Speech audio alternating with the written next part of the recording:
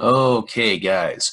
So we are back to medieval history. Today we're going to be taking a look at the Frankish rulers. When I say Frankish, I mean like Francia, which becomes eventually France. So this is the beginning of what we could say is French culture. All right, so there's going to be some influences that are going to be taking a part in Europe, as we've talked about. Yesterday we talked about the Germanic invasions a little bit, from the time that the Romans fell. There are three main parts that we get to talk about. Scandinavia, that's, where the Vikings come from. We do get to talk about them a little bit today.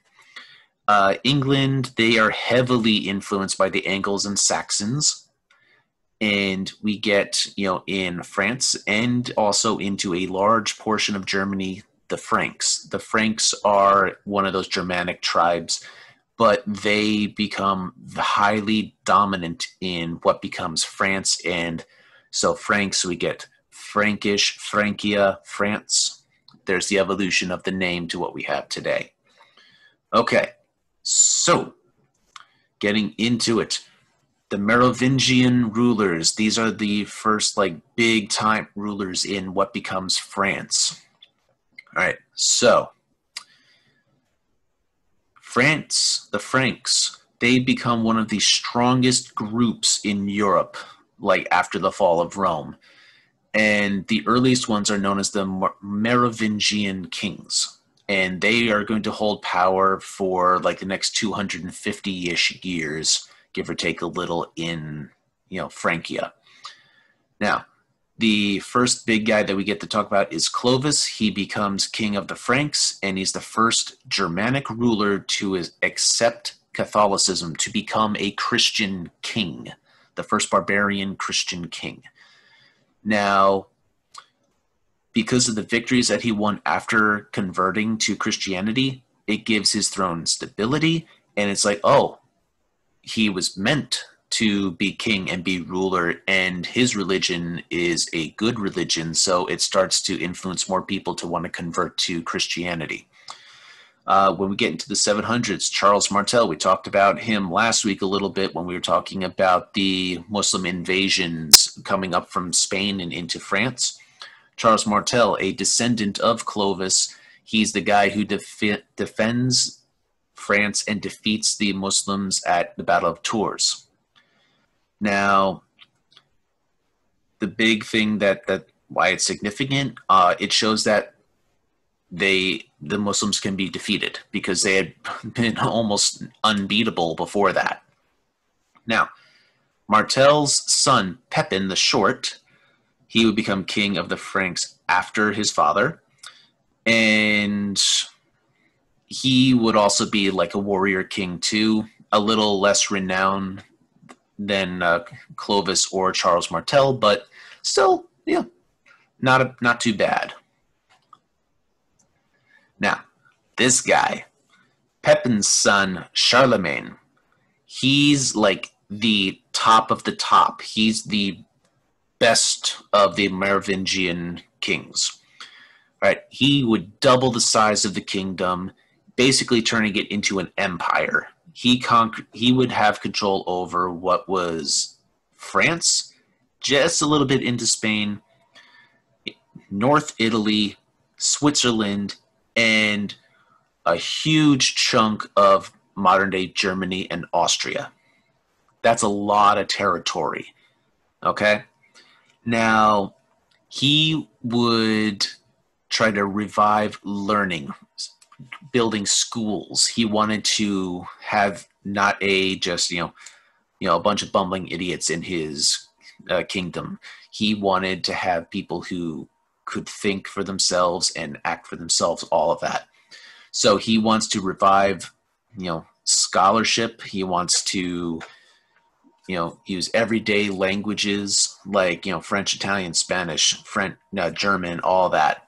He wanted the Latin of the church to be replaced by that, so everybody can understand everybody. Now, the church is going to be established as a political part of life during Charlemagne's rule. We're going to see churches, roads, schools, are all built to unify his empire. The Pope is the one who crowns Charlemagne, like we talked about yesterday. That is how he becomes known as like the new Roman Emperor. It's like a second coming of the Roman Empire because, this Merovingian Empire did flourish. All right, now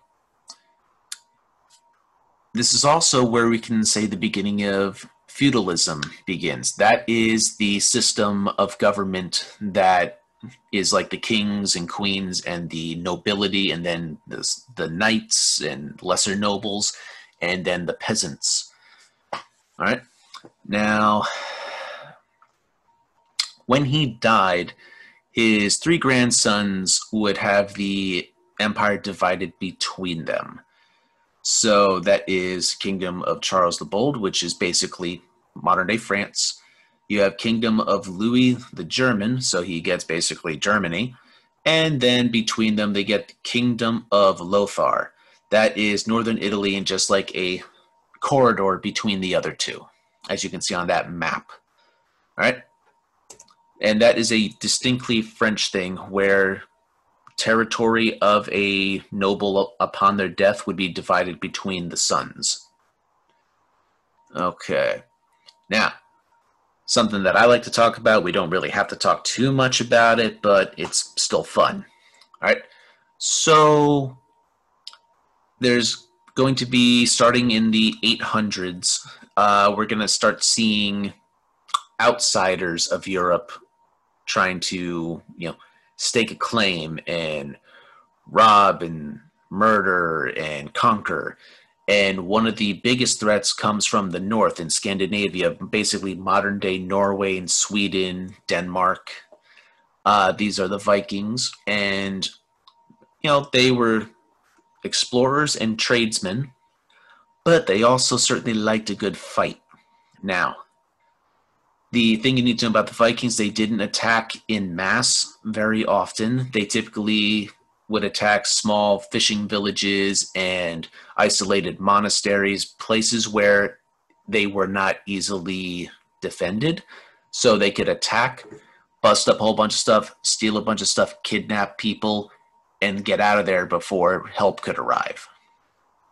All right? So, one of the first example of a Viking raid that we have, and to my knowledge anyway, happens in England, on the eastern coast of England, at a place called Lindisfarne. And what we're going to do is we are going to see basically a recreation of that raid from the show Vikings from the History Channel. All right. Let's go ahead and watch.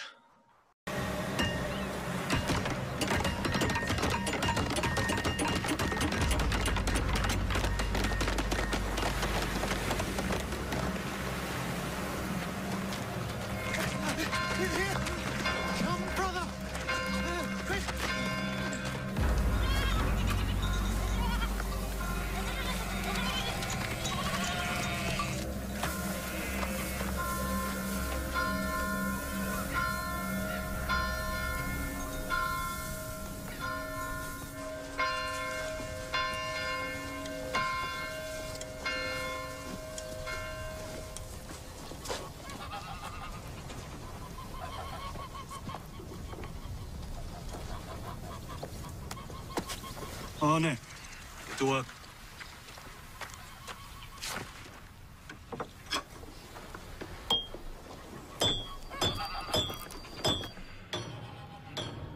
Don't be afraid.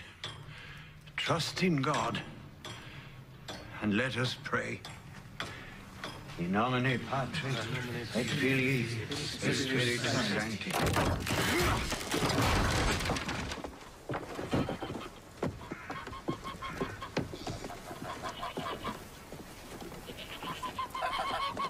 Quies in celis, sanctificator nomen tuum, adveniat.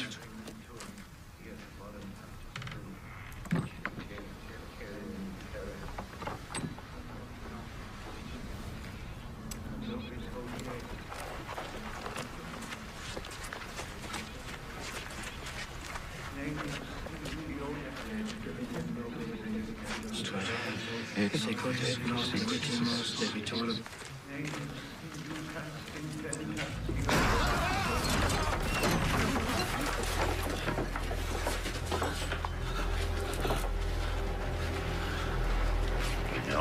Patri et Filii et Spiritus Sancti, Pater Noster qui es in celis.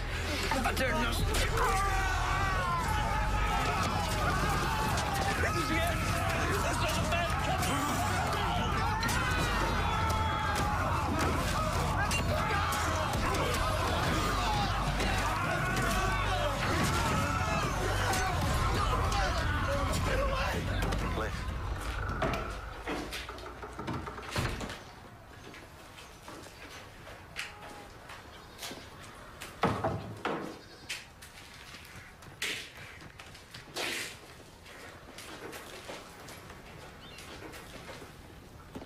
I don't understand. Why would they leave such treasures unprotected? Is there some spell or some magic which protects them? It appears not. Perhaps they think their god protects. If this is their god, and he's dead, he's nailed to the cross. He cannot protect anyone. He's not alive like Odin, Thor, or Frey. What use is he then? All right. So, moving on. Hope you guys enjoyed that. All right, medieval life. So, military service and land ownership, they're tied together. So, a thing you need to know is cavalry is one of the most important things in a medieval army. So, to keep a cavalry, so horse troops, happy, it really begins with Charles Martel, I guess we could say. He begins granting fiefs. So he begins granting tracts of land, like pieces of land, to warriors to help them finance their military accoutrements. So like their armor, their horses, their weapons, income that they can spend on training to get better as fighters and things like that. So then we're going to start getting it expanded later on where they're giving, fiefs to counts and local officials. So we get the nobility class growing as well. So the warriors that got fiefs, they would become what we would call the knights, the mounted knights. And then we get the officials, which are more the political figures, getting land as well. And it would be in exchange for their loyalty to the king. All right. These arrangements become known as feudalism. All right. Lords were permitted to pass their lands onto heirs in return for providing knights, which would be, so the king, say like Charles Martel, he would give land to counts. So which would be, I guess you could say like counties in the kingdom. And then the counts would give ownership, quote unquote, to lesser nobles like knights within their counties. So, maybe there would be 100 knights in a single county or 50 knights in a single county. And they would be in charge of their area and the people who lived there. They could get some men for a battle that they in turn had to join the other surrounding knights at. So this is how the army system builds up. You owe your service to the lord who lets you live on the land. So the peasant to the knight to the count to the king.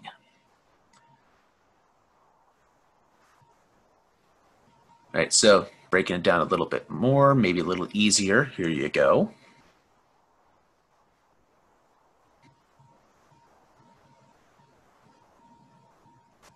Okay, so life for nobility. They basically could do whatever they wanted in their territory. So they could collect rent and goods from the peasants. They would settle disputes between vassals, which are the people that serve them. So like a count, his vassals would be like the knights. A king, his vassals would be the counts and knights and, various other nobility. Noble women had very few rights at all. Their primary thing that they were in charge of was making sure the house ran smoothly with servants, or if you didn't have servants, you ran it, and to have kids. That was it. Now, knights, I think everybody's heard the word chivalry at one point or another. Knights have a code of conduct, a code of behavior that they are to follow, and it's called the Code of Chivalry. So it's like what we think of as good manners, holding a door open for a lady, men walking on, if you're walking down the sidewalk with a woman, you are between the road and the woman, stuff like that. All right. And the manorial system. So, wealth of the lords comes from the labor of the peasants who lived and worked the land for them so that they were allowed to have a place to live. That's the exchange. You live on my land, you do jobs for me. This is the economic system in Europe. All the countries, all the kingdoms. All right? So you pay rent with crops, primarily. And if you are producing goods, like a blacksmith, you have to, it would basically be like you have to do a certain amount of work a year or a month, something like that, like for the noble that you live under service to. All right. So most people, peasants, were serfs. Serfs are basically just a half a step above a slave. They are bound to whatever land that they are on. And they couldn't leave unless they got permission. Serfs could be sold from one noble to another. The only difference is they were not in chains. They were not, it was just barely half a step above being a slave. They weren't in chains at any point. They could be punished. Like if I'm a noble and I go to the noble next door's land and I kill a serf, I basically could just give him some money in payment, or give him one of my serfs in as payment, and that's it. That guy's life meant nothing. That there is a bad side to all of that. All right, so go ahead and see if you guys can read that a little bit. It's just explaining what the different parts of a manor community are. You have the church, which belongs to the Lord because it's on the Lord's land, but yeah. The manor house, that is where the noble, typically this would be something maybe a knight would live in. We have the peasants' houses here, and they have their own little fenced-in yards where they grow food for themselves, but then the greater fields is stuff that would be kept as backup in case there's a food shortage. Some of it would be used as rent from the knight to the count or to the king, all stuff like that. So they were very self-contained societies. They were very self-sufficient. They could meet all their own needs within their one small little community. Every community had a blacksmith. They all had fields for crops. They all had stables for taking care of horses. They all had mills for grinding wheat so they could have flour for baking bread. Everything was there. Right? But of course, being a peasant, it was very difficult. All right? Famine. So that is something that happens when there is a food shortage because crops die. Diseases were very common because, let's face it, people were dirty. They smelt nasty all the time. You might be lucky if they took a bath once, twice a year tops. So, ugh.